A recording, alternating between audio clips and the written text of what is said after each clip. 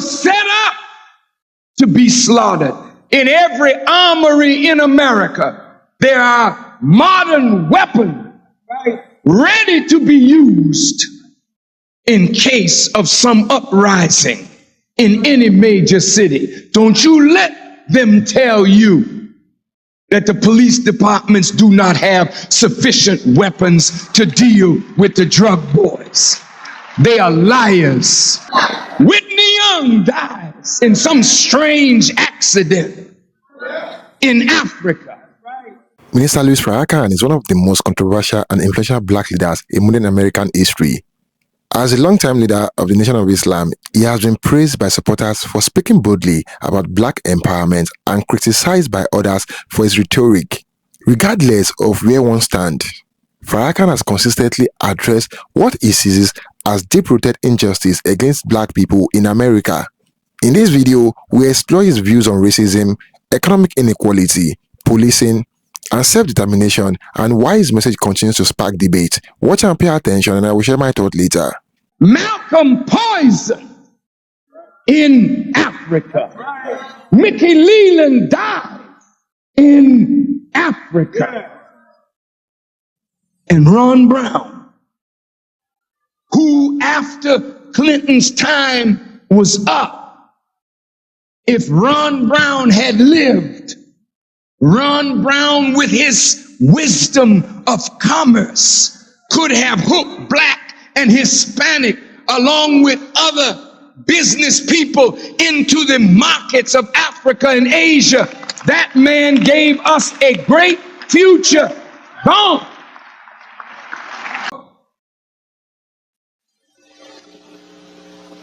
Nigeria didn't receive me. Senegal arrested my son and Lou Myers and Akbar for even mentioning my name in the airport. I was persona non grata because of CIA disinformation. I want you to listen. While I was on this world tour, it crystallized for me that it was Libya and Muammar Gaddafi that they were going to make war on.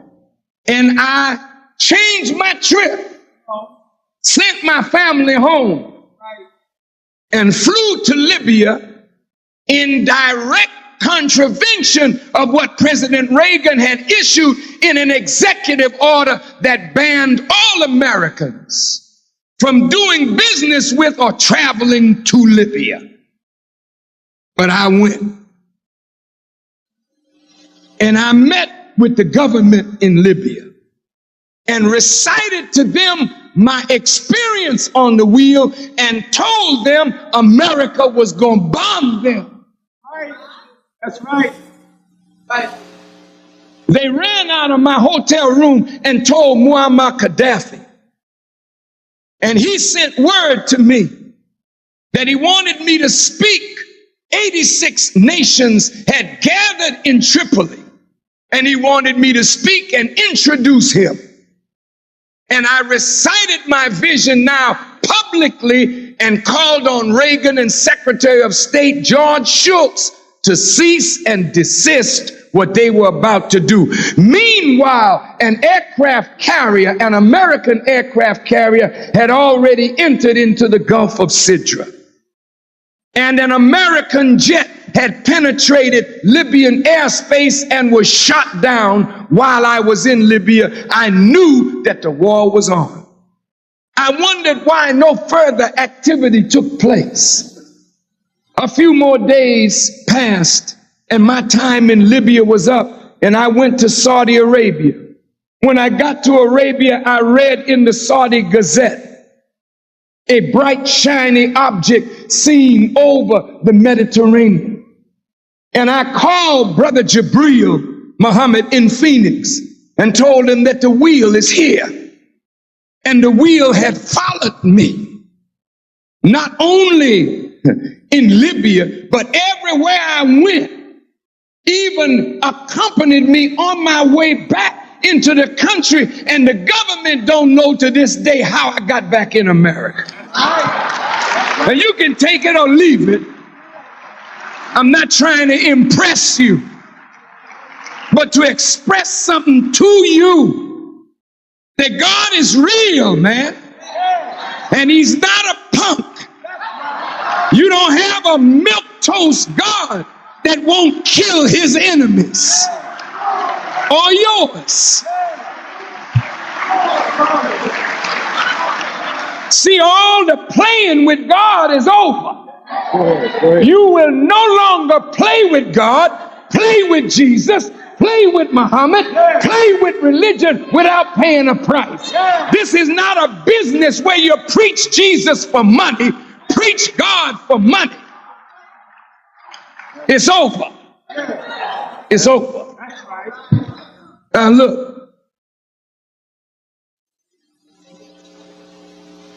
In 1987, I'm flying on an airplane, picked up the New York Times magazine section, bold headline, America plans war with Libya. This is 87 now, 2 years after the vision. I look in the writing, and in the writing, the exact words Elijah Muhammad spoke to me right there in the paper. It said in early September 1985, Ronald Reagan met with the Joint Chiefs of Staff to plan a war against Libya. It went further to say America approached the Egyptian ambassador to the east of Libya, that he would use Egyptian troops on the ground and America would give Egypt air cover. Cowards. But the Egyptian ambassador turned them down. Once I knew that, I said, thank you, Allah. Those who thought I was crazy, and even some close to me, told me if I were you, I wouldn't say that vision publicly. Because, you know, they already think you're a little touched. But if I'm commanded to do something, whether I'm laughed at or not, I have to accept that. I have to do what I'm asked to do. Now, can you bear with me a few more minutes?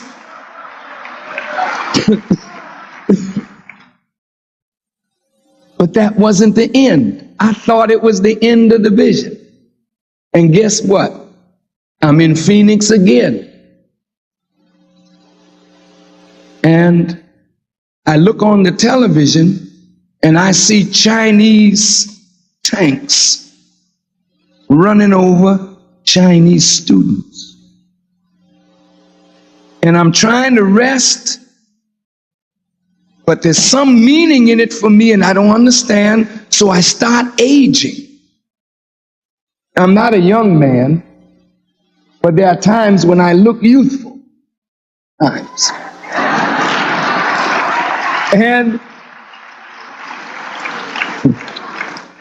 But when I saw those tanks rolling over those Chinese young people, I knew there was something in it, but what it was, I didn't know, and I began to age. Right after that, Mickey Leland, our congressman from Texas, died in an airplane crash in Ethiopia. Now, everybody that looks like they can hook us up to Africa, something happens to them. Whitney Young dies in some strange accident in Africa. Malcolm poisoned in Africa. Mickey Leland died in Africa.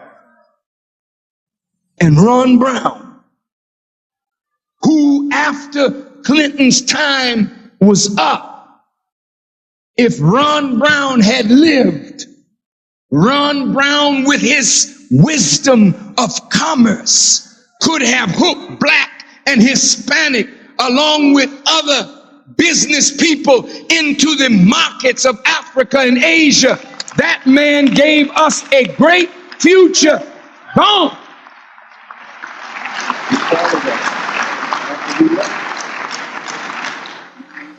I go back to Chicago, and in September, I get a phone call. A sister says, "Congratulations on your anniversary." And I said, "Anniversary?" I said, "Oh yeah, my wife and I just celebrated our 38th wedding anniversary." And the sister said, "No, the anniversary of your vision. In the meantime, you young brothers, Bloods, Crips, see, your stuff was beginning to rage now. And they were writing about you in Time magazine and the various newspapers, the black and Hispanic gangs and, So it was clear to me then, that vision or experience, Gaddafi and Libya, was a sign of a Muslim leader and an attempted assassination that would happen. And a small Muslim nation that was a thorn in the side of America. Right. And the larger picture was black youth who are young and strong and fearless, but there's no jobs for them. Yeah. And they are not joining the army. So we got to deal wisely with them. Come on. So guns and drugs start coming into the black community. And you, young brother, who knows you want power, get a gun in your hand and you feel power. And you smoke your brother, watch him gasp out his life. You're cold and heartless. You put movies out about you, menace to society, boys in the hood, colors, and you think they are praising you, when in reality they were setting the black community up for destruction. I want you to hear me now.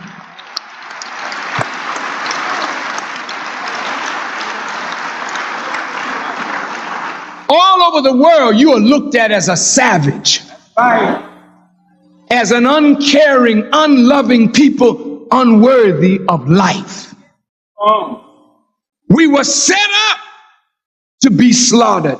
In every armory in America, there are modern weapons ready to be used in case of some uprising in any major city. Don't you let them tell you that the police departments do not have sufficient weapons to deal with the drug boys.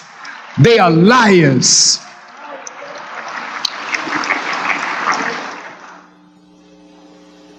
So now I realize the stuff is pointing to me, to the Nation of Islam, and to you.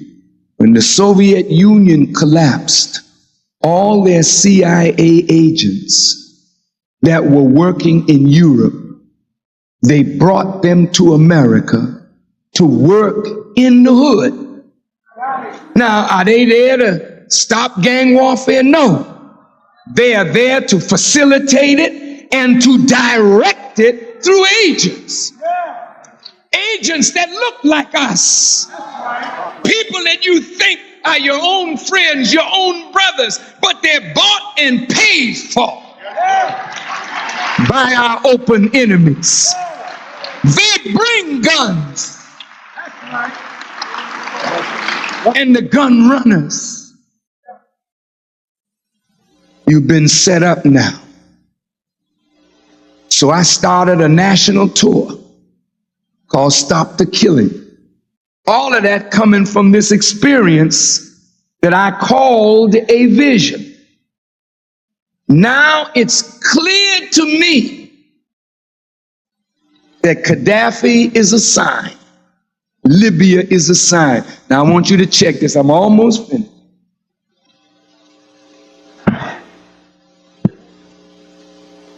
Brothers and sisters, I went to Mexico last January, and I was sitting by the pool reading a book called The Death of the Messiah, which is Christian scholars giving an exegesis of the four Gospels. And I read a verse that I broke down and began to weep. And the verse that I read was Luke 9:51. And when I read Luke 9:51 and began to cry, I knew that the one more thing that I had to do before leaving was what I was about to do. And Luke 9:51 said, and I quote, "And Jesus set his face for Jerusalem. From thence he would be taken up." Now, I don't know what it meant to anybody else. I know what it means to me. Now, Farrakhan, are you saying you're Jesus? Let me stop here. Let me stop right here. Whether any of you know it or not, the life of Jesus, as recorded in the Bible, is the exemplary life of all revolutionaries, whether they are revolutionaries in religion, in science, in culture, in art, in medicine.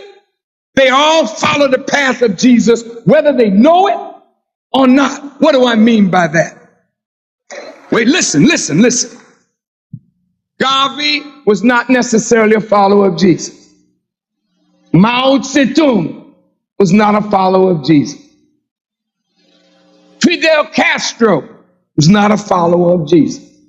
Ho Chi Minh is not a follower of Jesus. Kim Il-sung is not a follower of Jesus.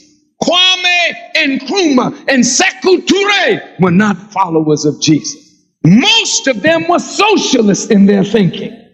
But whether they knew it or not, they were walking after that man. What do I mean? Jesus comes up. He has a different thought in mind. He goes to Peter. He sees him doing some work. He says, "Come follow me." Every revolutionary has to go and find the persons that agree with his new idea. And when that new idea begins to take hold, then the established idea clashes with the new idea. Then persecution, even imprisonment, even bloodshed. And either the revolutionary establishes the revolution or is killed and the revolution destroyed. Do you understand what I'm saying? Yes, sir.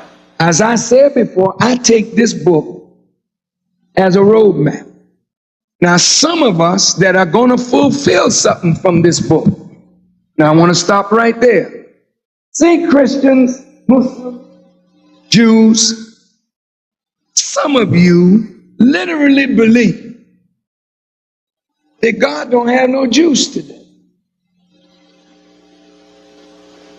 And that's why every time we go to church or mosque, we get in a time machine. Right.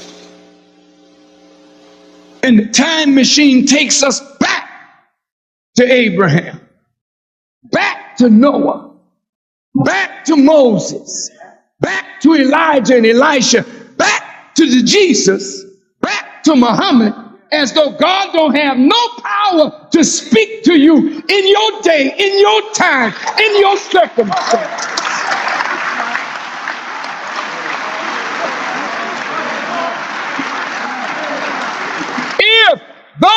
men were prototypes of what you're going to see today. And Jesus said, the scripture says, he will pour out his spirit. And you will see the old prophets walking around. Then you ain't got no business looking backward. You should be looking around for the prophetic voices of your time.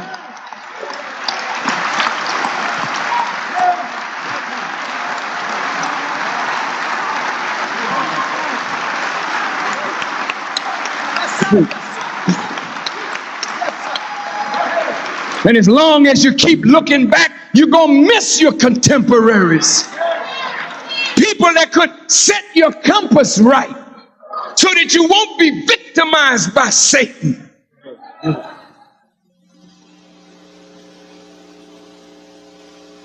Believe it or not, those persons that are going to fulfill, they don't have to read the book to do it. They're genetically already coded to do it. And then when they turn around and look, they have fulfilled it. I just be frank with you. I don't have to read no book. The book is in me. I'm born to fulfill the book. You can take it or leave it. I'm already doing it. And you are witnessing and don't even know what you're looking at. But I'm going to open your eyes by the power of God today. You're going to see what's going on. And you don't have to be afraid to open your eyes and see. Now let's see what I'm talking about. And I'll tell you who I think I am. Because it's time that you know. And then if I'm not, don't worry about it. Just another fool that's on his way to hell. But if I am, and I am, then you better be careful how you deal with me.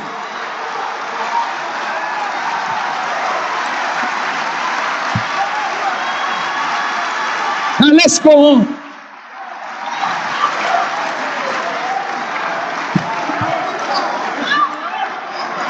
Listen. Jesus had to go to Jerusalem. Paul had to go to Rome. I had to go to Washington. I had set my face. Nothing was going to deter me. I wouldn't move out of America because I felt they would assassinate me. Right.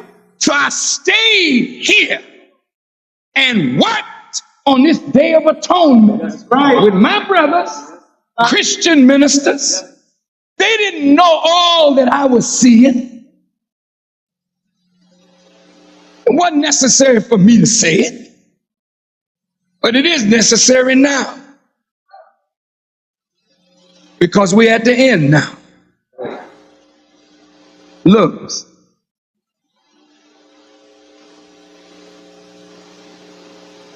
Jesus met Martha. And Martha said to Jesus, the one whom you love is dead. And he's been dead 4 days. And he's stinking. And Jesus answered, saying, he's not dead. He's just asleep. Show me where he is. Who was in the tomb? It was her brother. It wasn't a male and a female in the tomb. It was a man in the tomb. The woman was outside the tomb looking at the condition of her brother. And she knew Jesus had some juice. That's right. Come on. Just like you like Martha. Martha was a little different from Mary. She was a firebrand. Right. And you, black woman, you know something wrong with your man. Wait a minute. Let's talk facts now. All of our women are hurting, brother. All of our women are suffering, brother. And they're hurting and they're suffering because we are not what God created us to be. We look the part, but we are not living the part. And therefore our women are unfulfilled, hurting, anxious, suffering. So when they heard that I was going around the country talking to black men, they would bring their brothers, bring their uncles, bring them to the door and say, go in. Get on in there.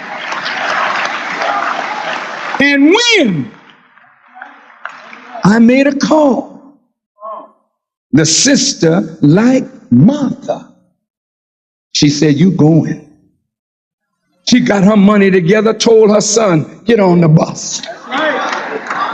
Gus, get on the plane. Get on the train. But you go. And then many of these brothers don't even know why they went. They just got up and said, I gotta be there. That's right. You don't know what reason, because you didn't know me that much, or some of you did, but you knew you had to be there. That's right. What was that moving you? Come on. See, when Lazarus was in that tomb, Jesus went to the tomb, and all he said was, Lazarus, come forth. Lazarus heard the call, and he came forth. And when he came forth, he had a napkin over his eyes, hand bound, feet bound. Look at the words of Jesus. See, he comes in the tradition of Moses. He said, I don't come to change the law. I come to fulfill what's written in the law. Moses told Pharaoh, let my people go. Jesus calls Lazarus. And then he said, Satan called him out. Come on. Satan, loose him. Come on. And let him go. Now, if Jesus didn't have juice, if Jesus didn't have power, if Jesus was not the new God and the new master, he couldn't say to Satan, loose him, and Satan obey. But Satan loosed Lazarus. And Lazarus became a witness for Jesus. And the fame of Jesus spread throughout the world. That's right. That's right. Now Jesus getting ready to go to Jerusalem. He needs a vehicle. So he tells his disciples, go there, you'll see an ass and a colt tied with her. Untie them and bring them to me. And if anybody question you, call you a thief, in other words. Tell them, no, the master has need of this. Jesus then gets on the ass and he rides the ass into Jerusalem. When he gets to Jerusalem, the people start throwing palms at his feet.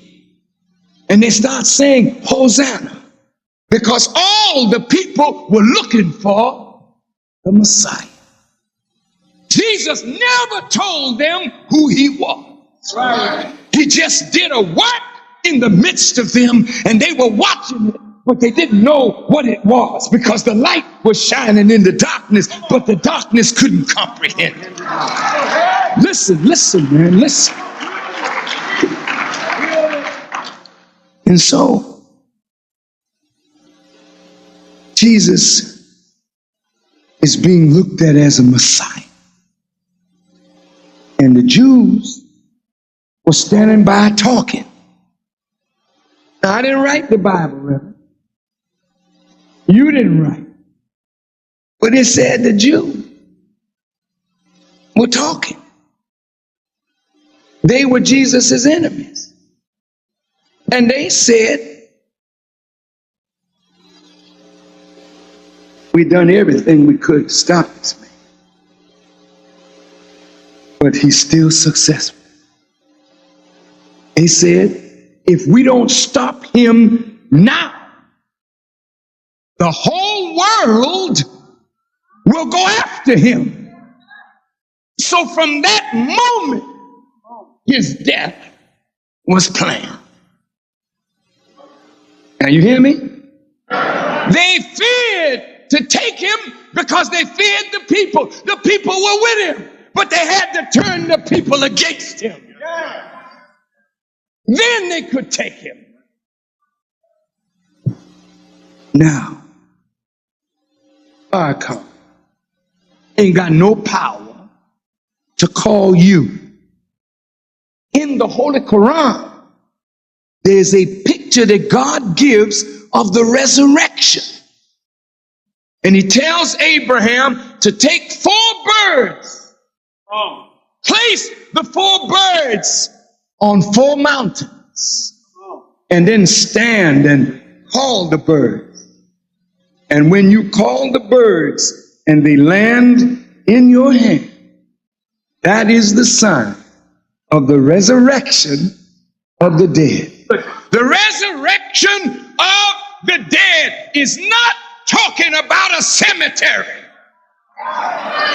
It's talking about the grave of ignorance in which human beings have fallen asleep in the dust of the earth. I want you to hear me, man.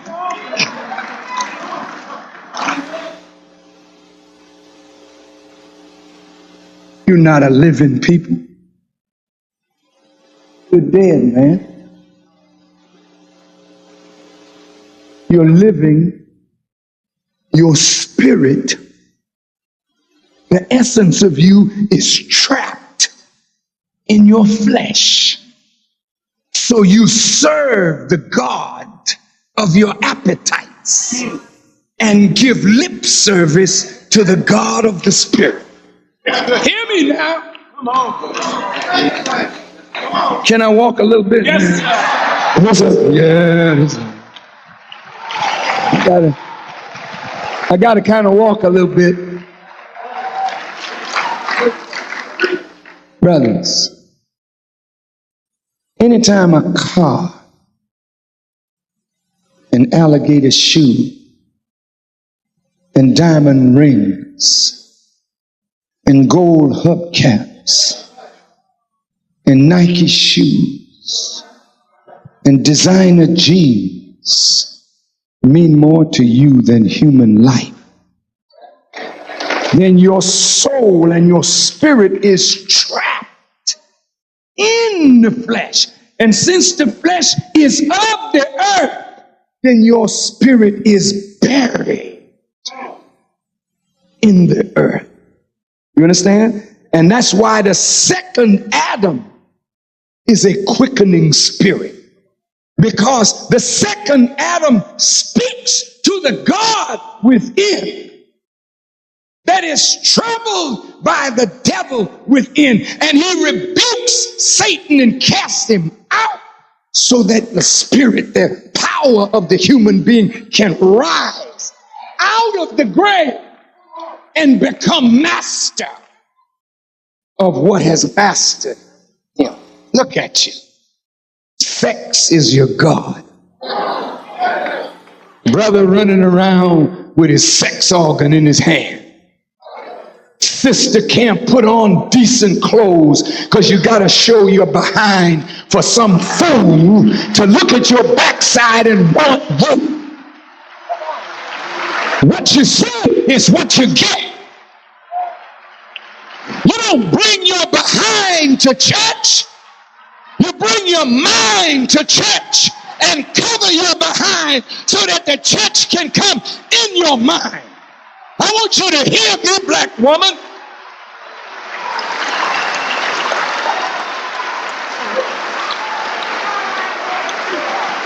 This is no fashion show.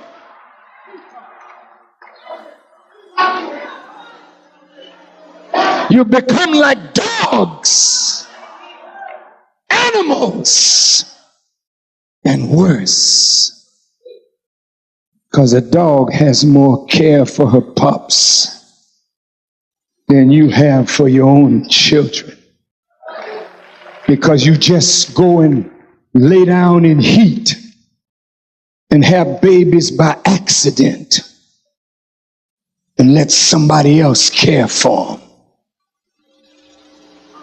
You need to be resurrected from your grave. And when Jesus called Lazarus, he started coming.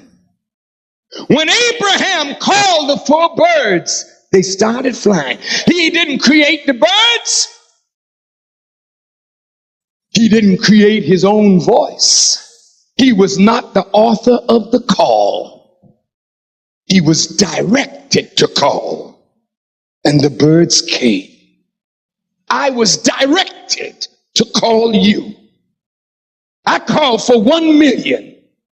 2 million came. You came up out of your tomb.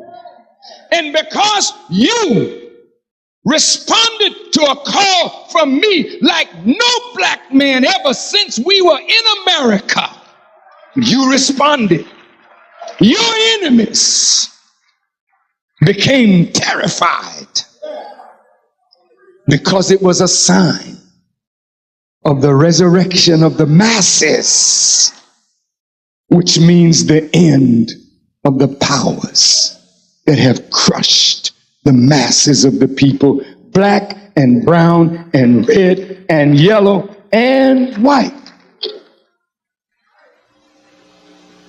So my fame went throughout the earth. And the Jews began talking. There was a column in the New York Times. I invited them to dialogue. They said no. An argument raged, and in the New York Times, one Jew was quoted as saying, "We've done everything we can to stop him, and nothing we have done has succeeded.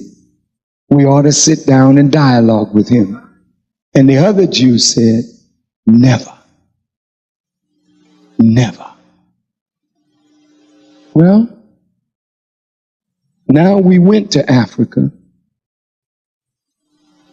We went to Ghana, Libya, Liberia, Senegal, the Gambia, Zaire, South Africa, Mozambique, Nigeria, Sudan, Saudi Arabia, the Emirates, Iran, Iraq, Syria, Turkey, Malaysia, and then home. Wait. When I went to Libya, here's what I said to Gaddafi. I said, "Brother Gaddafi, do you remember the vision that I quoted to you 10 years ago? I said, you were a sign of what the government is planning to do to me today. I said, God has put you and me together. I said, you for Africa and me for America. It is your duty to support me." He promised not just $1 billion. He promised the wealth of Libya to back the Nation of Islam. No, wait. I didn't ask him for nothing. He called me and told me what he was going to do. So naturally, I checked in to see.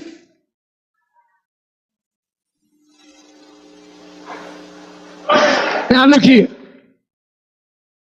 Here's America cutting off welfare. Here's America we fought for, bled for, died for.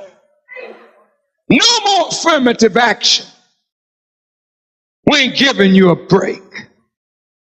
Cutting off entitlements. Living under railroad trestles and in cardboard boxes. Homeless blacks. Homeless whites. Homeless people who have helped to make America great. If Gaddafi wants to give me some money, what you mean? Of course I'm gonna take it. Of course I'm gonna take it.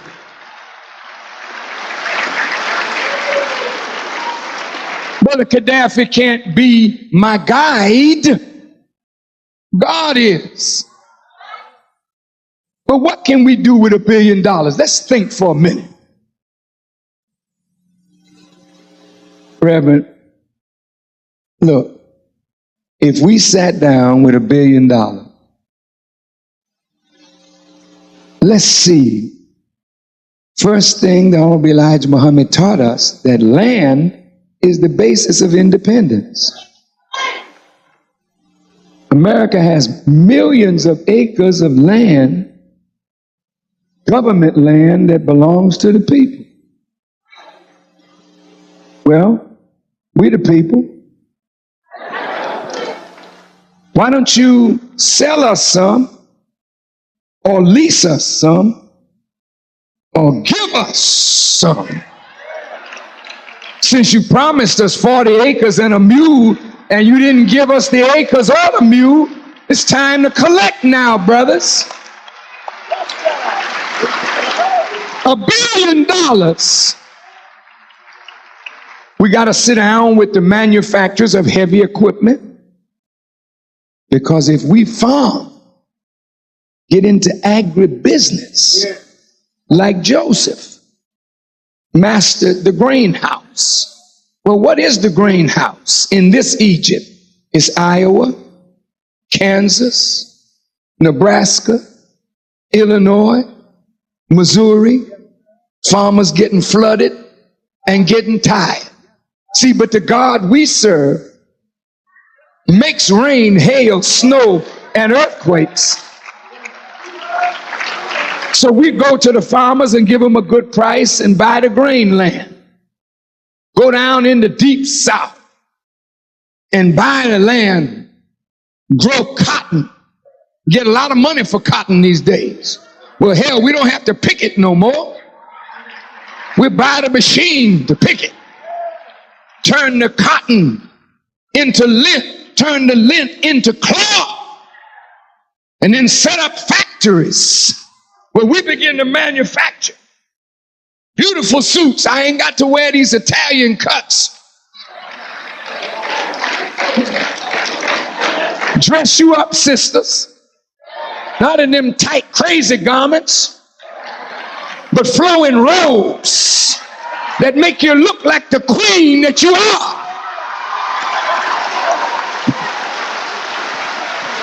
Look at what we can do.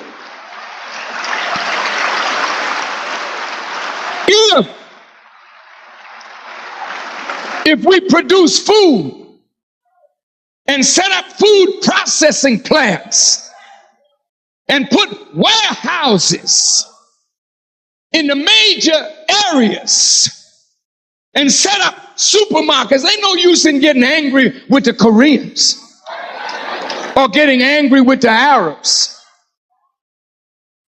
No. If you're not providing goods and services for yourself, somebody's going to do it. Well, now you waking up, then all you got to do is put your supermarkets. And of course, the Reverend Chip Murray and all of us reverends, we're going to tell our congregation, buy from yourself. Then we put our people to work in the warehouse, driving the trucks from the farms, bringing the produce, working in the food processing plant. And since we are not merchants of debt, then we begin to feed the American people wholesome beef, not mad cows. but wholesome beef, wholesome chicken, wholesome lamb, wholesome food.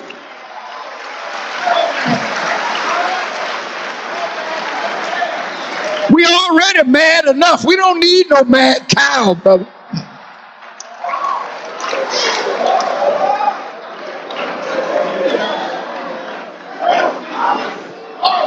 Now, beloved, look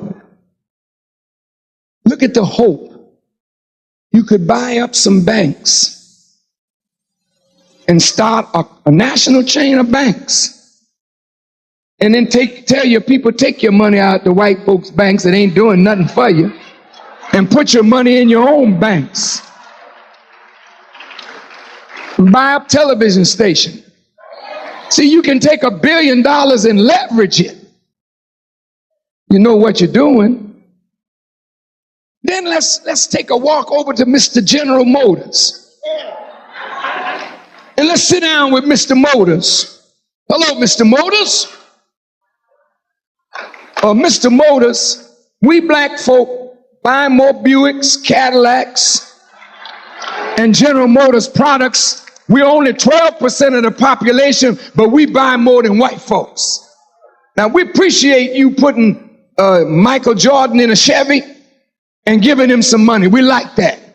But that ain't helping us. So here's what we want you to do. We got some money here. We want to go into partnership with you, Mr. Motors. And we want you to open up a factory, several of them, so we can manufacture some of the parts on the cars that we buy. And then if they say no, then we say we ain't buying no more General Motors products. And I bet you they'll come across, brother and sister. You hear me? You're not working because you're not in unity. Now let's go to Mr. Coke. No, wait. Coca-Cola. Hey, Mr. Coke. Coca-Cola.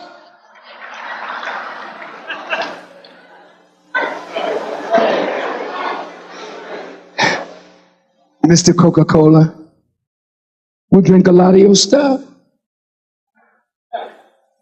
We want to go into business with you. I want you to put some bottling companies in the major cities of America so we can put our people to work in a joint venture. Let me tell you something, brother and sister. You ain't got nothing because you ain't asking. You're not demanding, and you're not using your power to bring it. All we need is a little startup, because we got $450 billion already in our hand from the American economy. And if we just get started and start telling our people what to do, they want to get orders.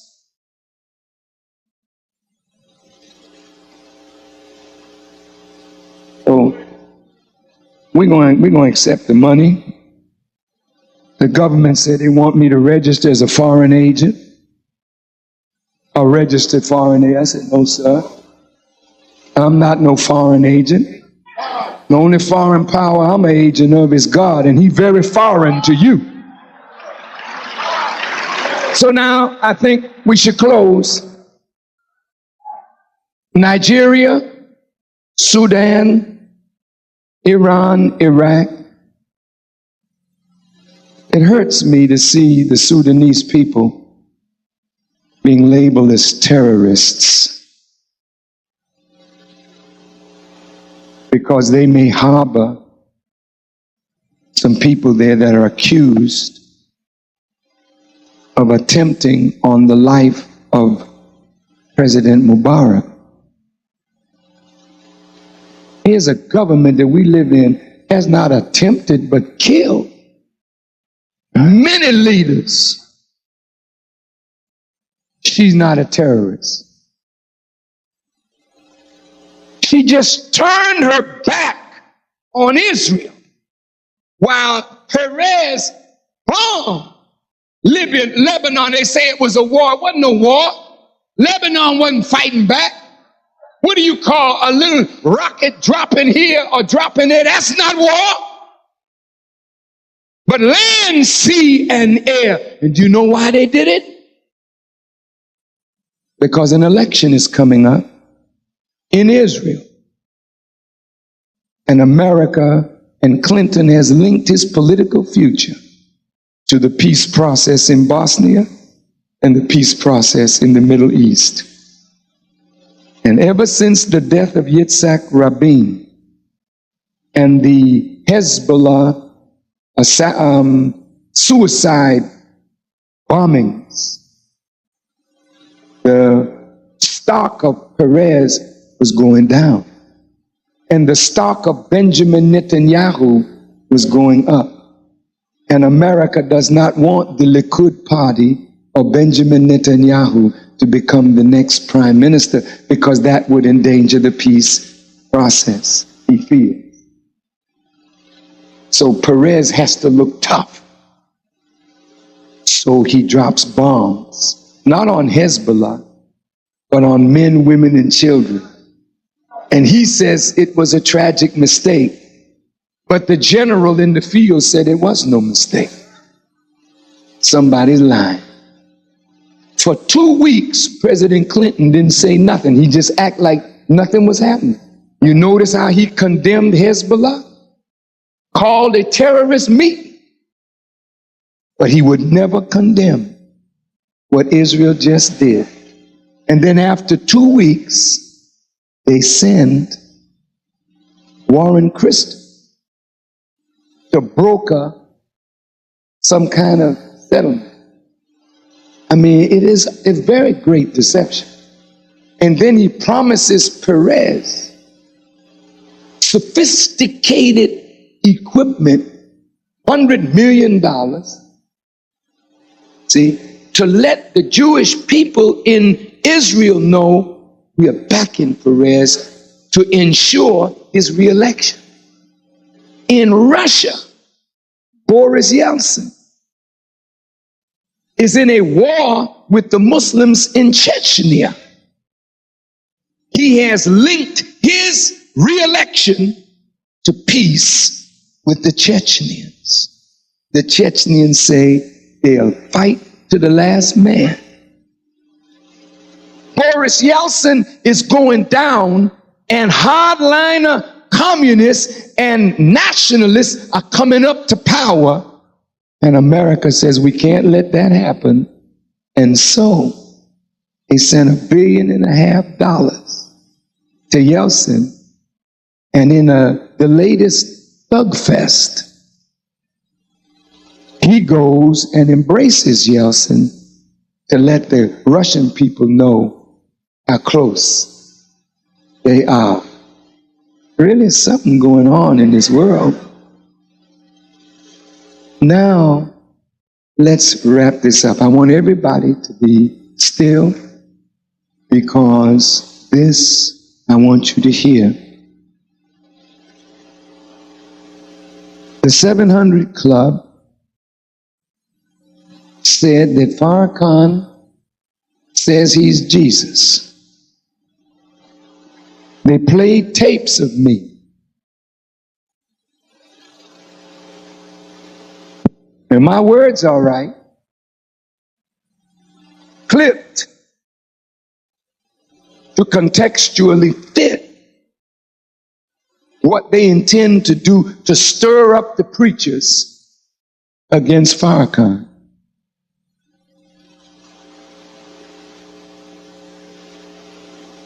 I want all Christians to know that the Jesus of this book,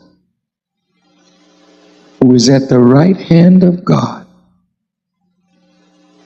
on whom God has conferred all power in the heavens and in the earth, that being, I am not even worthy to unlace his shoes. I am not the Jesus. The definite article D tells us of a specific individual who is the embodiment of the word and the mission. All who are involved in the mission derive their power and their authority from the Jesus.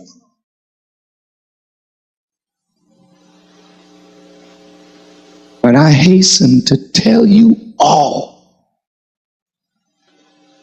I am a Jesus. No, I want you to listen. I am a Messiah. I am a Savior. I am a deliverer and a restorer under his Messiahship. Now let's see if I'm right.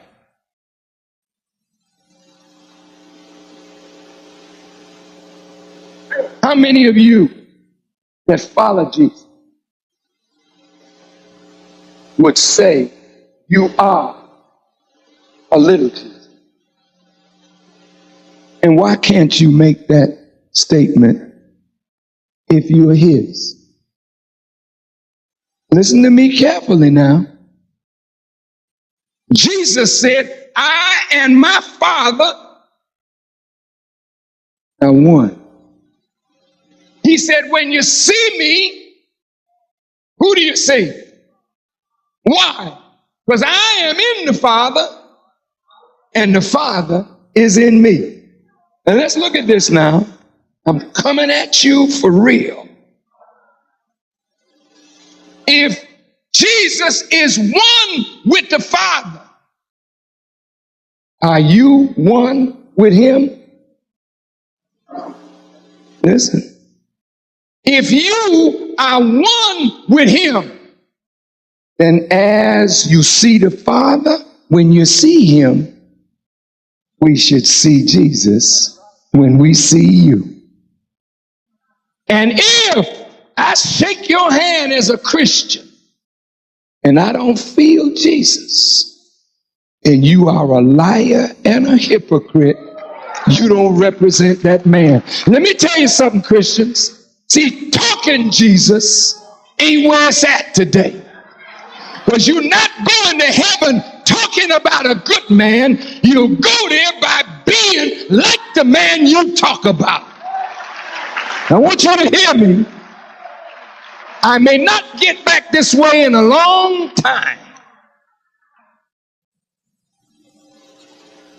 I am a Jesus. Yeah? I'm walking right in his shoes. I can tell you the next step because it's already written.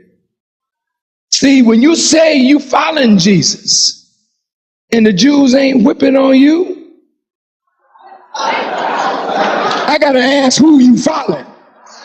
Listen to me. Listen. What kind of persecuting you get for Jesus' name? Why aren't you being persecuted? Because you've sold out to the world. You and the world have become one, not you and Jesus. You in the world and you of the world. You love the world. And that's why you ain't being persecuted by the world. Jesus don't love this world. His kingdom is not of this world. And the love of this world is enmity with God. I'm not invited to the governor's mansion. It's hard for me to get an audience with a mayor. Maybe I'll find a city councilman somewhere that will meet me in the dark.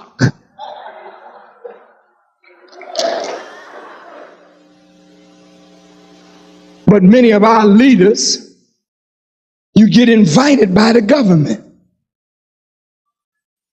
Not me.